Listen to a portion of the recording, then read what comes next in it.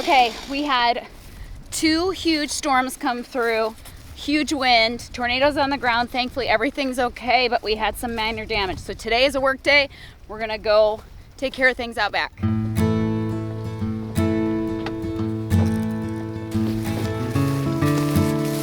We had a meeting this morning that we had to go to, but William was chomping at the bit to get after the work, and so he's actually been out back here doing a lot of work himself already. Will, real quick, what have you been doing so far this morning? Moving sticks and burning them. How many burn piles did you make?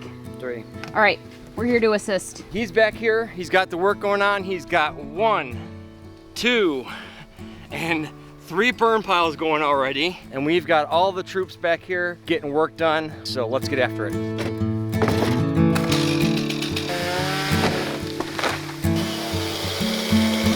You guys can just start like general. I have an idea. Yeah. So can we have like 2 people Did you take it out? moving logs, Yep. campfire logs across the creek with Sure. the wheelbarrow? Sure. Because there's need to, because they're getting over the lips. Right. So then we move them over there to where we keep the logs, and then there's like 2 people moving sticks like I'm doing now, and then we can do you and whoever can pick up the big tree.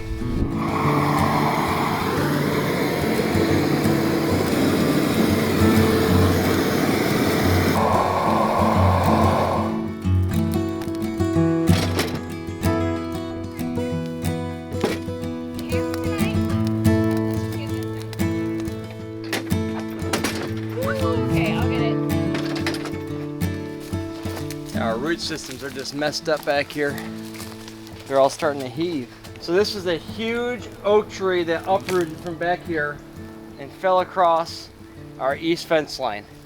So we've got to get this thing laid down. I'm not going to get it all chopped up today. I'm literally just trying to get some of the big stuff down and safe, and then get it off of the fence line, and then we'll come back and readdress it, probably with bigger saws at a later time. But we have shagbark hickory back here that are super cool trees, and we had a couple of really old oak trees. This one just completely uprooted through that tornadic nasty storm that we had come through here. We had tornadoes laying down in the area around us, so we have to get this cleaned up. So let's go.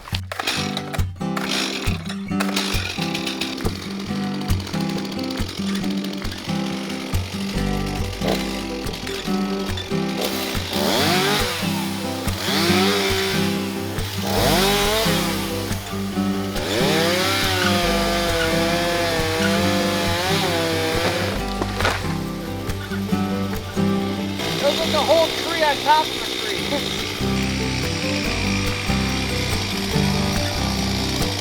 Okay, so that tree is huge. I didn't realize how big it was, and standing on top of it, it's huge. It's gonna be a big project. But anyway, I guess it won't get done unless we start, chopping away at little bits of it. But, one of the questions we get a lot is, how do you get your kids involved in the projects that you're doing on the homestead? And I sometimes it's hard to answer that question because we're always doing these projects together.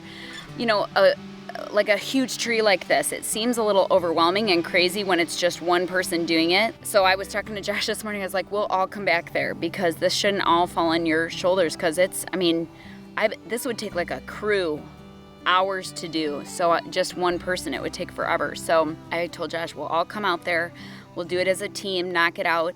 And there's something about that team aspect that makes it more enjoyable. So like if, let's say one of the kids had a huge project they were doing by themselves, it just seems so much easier when we all go and we're like, hey, we'll hit this with 8 people.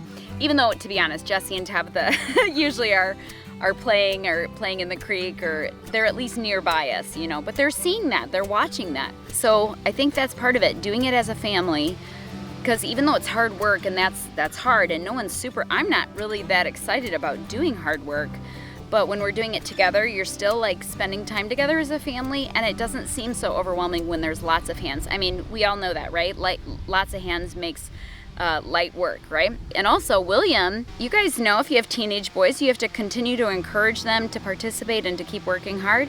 And William is a good hard worker, and so we kind of he took it upon himself to come back here and start the project and to kind of come up with a game plan. So I think a way to get kids involved is to kind of make them a project manager on certain projects and be like, hey, you tell us what to do, you know? So when we walked back here today, I was like, okay, well, what's your game plan? What do you want us to do? How can we help? What do you have going already?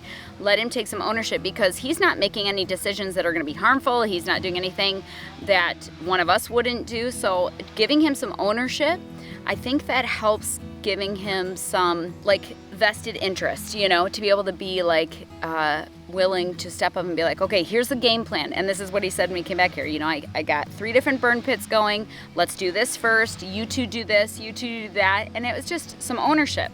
So I think that helps get the kids involved, give them some motivation to work hard and get it done. And again, when you've got many hands coming together, it makes that work not so bad. But we only have about 3 or 4 hours until dinner time, so we have to get some of this stuff under control. We have to get the fence up and working, because the animals are smart and they learn real quick when that fence is not working. So let's get to work and I will stop talking.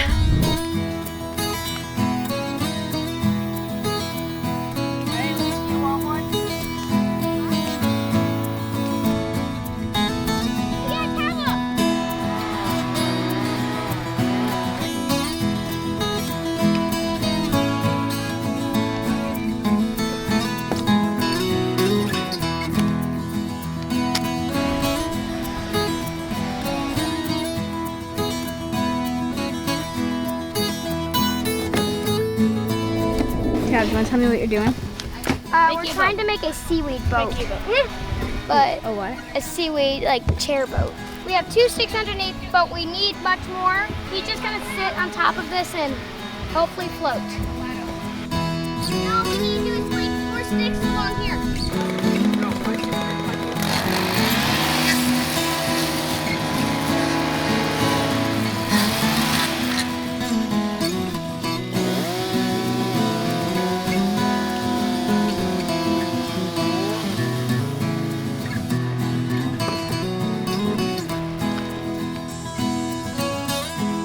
Okay, so thankfully it's a beautiful day. It's only like 80 degrees and breezy compared to like the 90s that we have had. But regardless of that, Josh is firm about not just drinking water, but like hydrating, replacing electrolytes and stuff. And his favorite things to use when it comes to that are the Re-Lyte hydration options. And so these are the electrolyte replacements. William, the only kind he'll eat is lemon lime. So I'm throwing these together.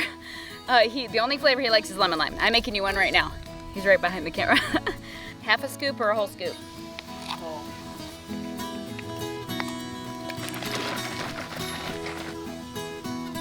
All right, make one for Josh. Josh likes the watermelon and the mixed berry. Oh my goodness. You should see how sweaty Josh is. It's huge. I don't think it even captures it. Yeah.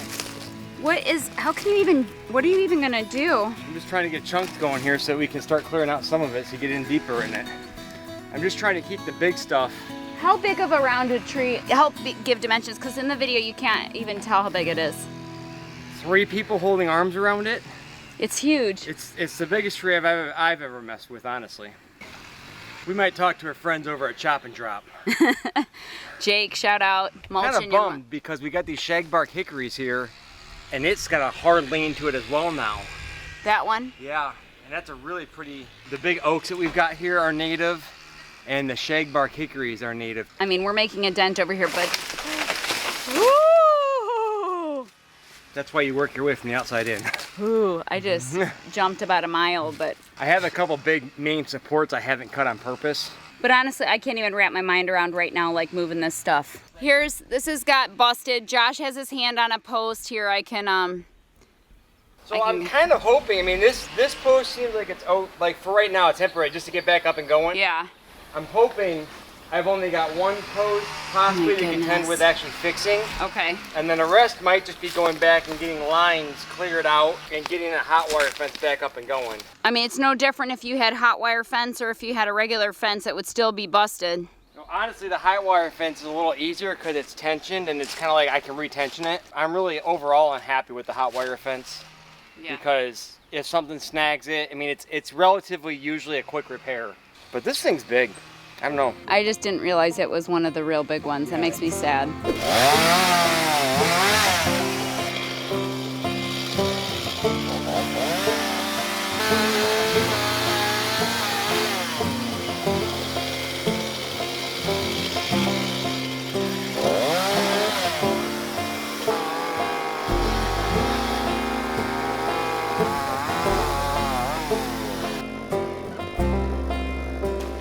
Yay, we did it. Step 1 is accomplished.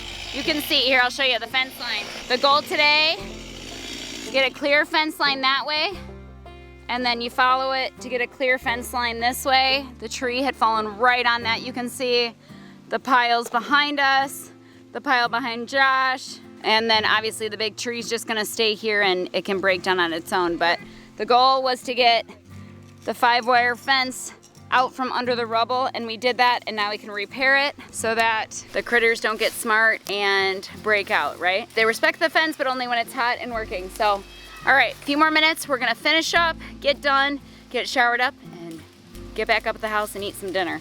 So, good day, hard day, but good day.